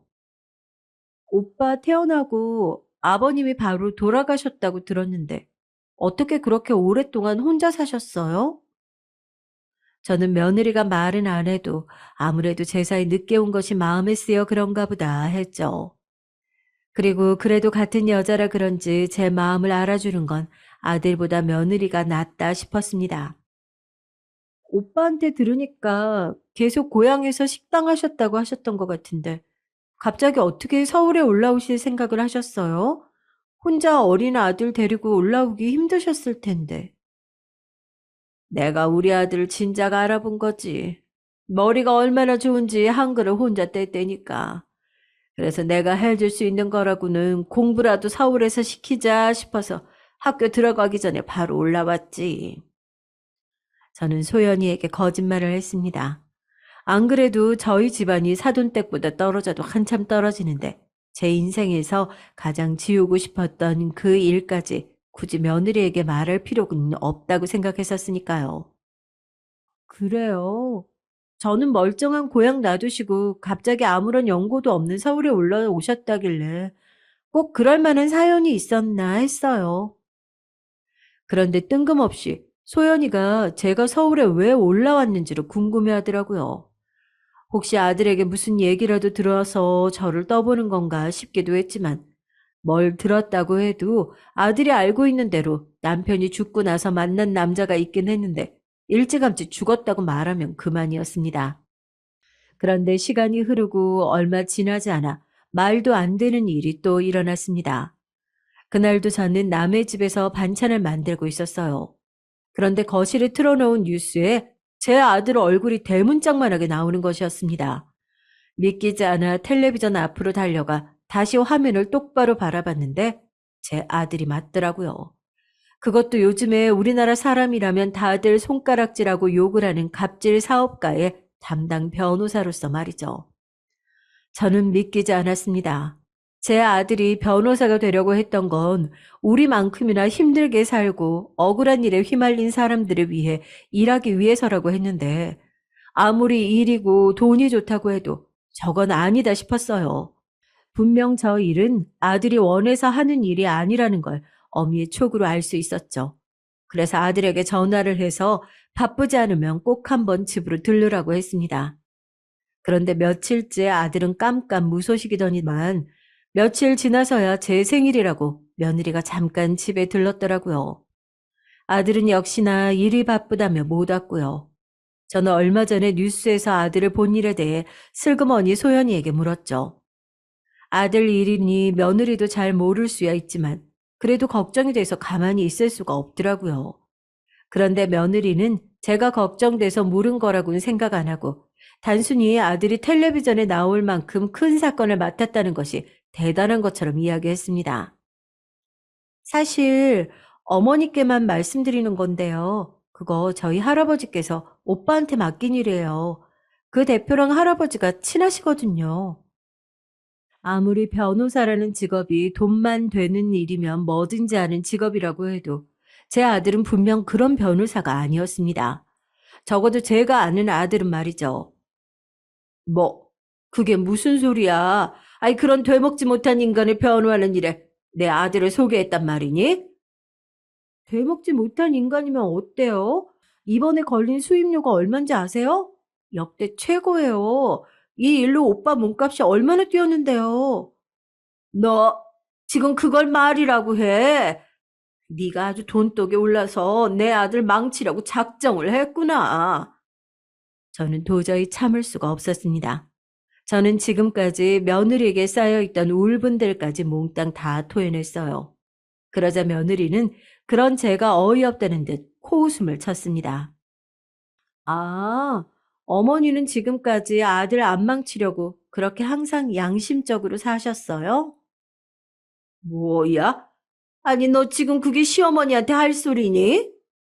제가 사실은 지금까지 참고 말 안 했는데요. 아들이 변호사인데 굳이 남의 집 파출부까지 하시는 거, 그거 오히려 아들 욕먹이는 거예요. 오빠가 얼마나 창피해하는 줄 아세요? 며느리는 제 할 말만 다 해놓고는 그만 가보겠다며 자리를 박차고 일어나더니 생일 선물로 샀다는 외투가 담긴 백화점 쇼핑백을 던져놓고 가버렸습니다. 정말이지 제 팔자는 왜 이 모양인지 모르겠어요. 전생에 나라를 팔아먹기라도 했는지 복이란 복은 모두 다 씨가 말랐네요. 그렇게 며느리가 가버린 이후 며칠 뒤 아들이 집으로 찾아왔습니다. 저는 또 무슨 말을 하려고 왔나 싶어 긴장되더군요. 분명 며칠 전 며느리와 저랑 있었던 일 때문에 왔을 텐데 말이죠. 저는 이미 상처를 받을 준비를 하고 있었습니다. 그런데 아들의 반응은 제가 생각한 것보다 훨씬 더 충격적이었어요. 다짜고짜 두꺼운 봉투 하나를 건네더군요. 저는 이게 뭐냐고 물었어요. 돈이에요. 이 정도면 이 근처에 작은 가게 하나를 하실 수 있을 거예요. 어머니 예전에 학교 앞에서 분식집 하실 때 좋으셨다면서요. 한번 알아보세요. 아이고, 됐다. 엄마도 돈 버는데 무슨 돈을 주고 그래. 아, 너 써. 이거 그냥 아니고 위자료 같은 거예요. 그러니까 그냥 받으세요. 그리고 이제 다신 어머니 찾아오지 않을 거예요. 뭐? 위자료. 너 지금 엄마한테 무슨 소리를 하는 거야? 설마 며느리한테 잔소리 좀 했다고 지금 이러는 거야? 아들은 다짜고짜 다신 저를 보러 오지 않겠다네요. 그러니까 아예 저와 인연을 끊겠다는 얘기죠. 아무리 며느리가 뭐라고 했어도 우리 모자가 어디 보통 모자 사이입니까? 아들이 결혼하기 직전까지 이 세상에 아들과 저 단 둘뿐이었는데 어쩜 결혼하자마자 저렇게 180도 변해서는 저런 소리를 할 수 있는 건지 기가 찼습니다. 그런데 바로 조금 전까지 차분했던 아들이 갑자기 어깨를 들썩거리며 눈물을 꾹 참는 것 같았어요. 나도 변호사만 되면 금방 엄마 호강시켜주고 사람들 앞에서 떵떵대며 살 줄 알았어요. 근데 막상 변호사가 돼도 달라진 게 하나도 없어요. 다 뒷배 있고 집안 빵빵한 애들이 그 연줄로 다 출세하는 거더라고요. 제 아들 녀석은 지금까지 힘들고 서글픈 마음을 얼마나 꾹꾹 누르며 살았는지 아주 펑펑 울며 울분을 토해내더군요. 그런데 소연이랑 있으면 달랐어요. 만나는 사람들도 달라지고 사는 환경도 달라지고 저도 안 변할 줄 알았는데 막상 새로운 것들을 알고 나니까 다시 예전으로 돌아가고 싶지 않아요. 아들의 말에 저는 말문이 막혀버렸습니다. 아들 말이 하나도 틀린 게 없었으니까요. 저야말로 어릴 때부터 없이 살아 겪는 서러움이란 서름은 다 당하고 컸는데 왜 제가 몰랐을까요? 제가 그러고 살았으니 아들만은 저와 다르게 살길 바랐는데 아들이 펑펑 우는 모습을 보니까 마음이 찢어지더군요. 저는 아들을 달래서 택시를 태워 집에 보냈습니다. 그리고 그날 밤 아주 오랜만에 저 혼자 술을 마셨어요. 술이 아주 썼습니다. 제 마음만큼이나요. 그리고 창밖을 보며 넋두리를 했죠. 여보, 결국은 내가 벌을 이렇게 받나 봐요. 아무리 몰랐다고는 해도 남의 가정 파탄낸 게 엄연히 큰 죄인데 평생 모르는 척 살았다고. 하늘은 아무래도 그냥 넘어갈 수는 없겠다 싶었나 봐요. 결국은 제게서 제일 소중한 아들을 뺏어 가네요. 평생 모른 척 살면 잊힐 줄 알았습니다. 지난 제 60년이 넘는 인생을 돌이켜보니 참으로 박복하고 허접했지만 그래도 열심히 살았다 싶었어요. 거기다 두 남자에게 사랑도 받아봤고 한 남자에게 버림도 받아봤으니 이만하면 됐다. 후회 없는 인생을 살았다 싶었죠. 그래서 이제는 좀 쉬고 싶었습니다. 아무것도 하지 않고 아무것도 바라지 않고 오로지 그냥 저만 생각하기로 했어요. 그렇게 태어나 처음으로 아들에게 쓴 편지를 식탁 위에 고이 접어놓고 저는 휴대폰, 지갑 모두 다 두고 맨몸으로 집을 나섰습니다. 그리고 하염없이 걸었죠. 이 고단한 세상에 마침표를 찍을 만한 가장 좋은 장소가 나타나면 딱 그 자리에서 제 인생을 마무리하기로 했죠. 그렇게 아무 생각 없이 바람을 맞으며 걷다 보니 어느새 차들이 쌩쌩 달리는 다리 위에까지 왔더군요. 하늘은 새카맣고 다리 아래는 고요했습니다. 지나가는 사람도 없었죠. 딱 여기다 싶었습니다. 천천히 다리 위로 올라갔어요. 그러자 바람이 세차게 제 몸을 흔들더군요. 얼마나 바람이 센지 이 바람과 함께 떨어진다면 무섭지도 외롭지도 않을 것 같았어요. 이대로 몸을 던지기만 하면 이 세상과 드디어 끝이었습니다. 저는 마음속으로 작은 기도를 드렸어요. 죄 많은 제가 이렇게 사라져 드릴 테니 이제 죄가 없는 세상에서 우리 아들만큼은 훨훨 살아가게 해달라고요. 그 아이에게는 아무 잘못도 없으니까 말이죠. 그런데 그때였습니다. 아주머니 괜찮으세요? 빠르게 지나가던 차들 사이로 갑자기 경찰차 한 대가 멈춰서더니 안에서 내린 경찰들이 제게 다가오더군요. 저는 잔뜩 당황한 얼굴로 그대로 경찰들을 따라 가까운 파출소로 갔습니다. 그리고 그곳에서 생각지도 못한 얼굴들과 마주했죠. 다름 아닌 아들과 며느리가 파출소에 와 있었습니다. 어머니 어디 계셨어요? 괜찮으세요? 아니, 너희가 여기를 어떻게 와 있어? 아무리 그래도 어떻게 다리 위에서 몸을 던지실 생각을 해요? 어머니가 없으면 저는 어떻게 살려고 그러셨어요? 알고 보니 아들도 제게 모진 말을 하고 돌아가서는 내내 마음이 좋지 않았는지 제게 계속 전화를 걸었나 보더라고요. 그런데 제가 휴대폰도 다 집에 두고 왔으니 받질 않은 거죠. 그래서 걱정이 된 아들이 집에 다시 왔다가 식탁 위에 올려둔 제 휴대폰과 편지를 보고 놀라서 경찰에 신고를 한 것이었습니다. 경찰은 곧바로 동네 CCTV 영상이란 영상을 다 확인해서 제 동선을 확인하고 다리 위까지 따라온 것이었어요. 아들은 저를 보자마자 와락 부둥켜 안더니 도대체 왜 사실대로 말을 하지 않았냐며 울음을 터뜨리더군요. 아무래도 제가 써놓은 편지 내용을 말하는 것 같았어요. 저는 편지에 남편과 함께 산 세월이 2년도 안 됐지만 제 인생에서 그 2년이 가장 행복했다고 적었습니다. 제 아들을 만났던 바로 그 순간이 너무 행복해서 절대 잊을 수 없었으니까요. 그리고 두 번째 남편에 대해서도 적어두었습니다. 아들에게는 죽었다고 말했지만 사실 죽지 않았고 살아있다고요. 그 남자가 제게 유부남임을 속였기 때문에 저는 그 사실을 알자마자 도저히 그곳에서는 살 수가 없어서 서울로 도망쳐 온 것이라고 말이죠. 때론 없어도 너무 없어서 아들 학교 급식비도 내기 힘들 정도로 힘든 순간도 있었지만 만약 그때 제가 양심을 저버리고 그 남자의 첩자리라도 지켜내서 아들을 키워냈다면 오히려 아들에게는 그것이 지금보다 더 낫지 않을까라는 생각까지도 수도 없이 해왔다고 솔직하게 적었습니다. 제가 이렇게 못난 사람이라 아들에게는 절대 도움이 될 만한 어미가 아니니 제가 세상을 떠나도 절대 슬퍼하지 말고 행복하게 살라고 했어요. 그런데 그때였습니다. 생각지도 못한 일이 제 앞에 벌어지고 말았어요. 뜬금없이 제 며느리 소연이가 갑자기 차디찬 파출소 바닥에 무릎을 꿇고 앉아 눈물을 펑펑 쏟더군요. 어머니, 제가 너무 잘못했어요. 이게 다 저 때문이에요. 죄송해요.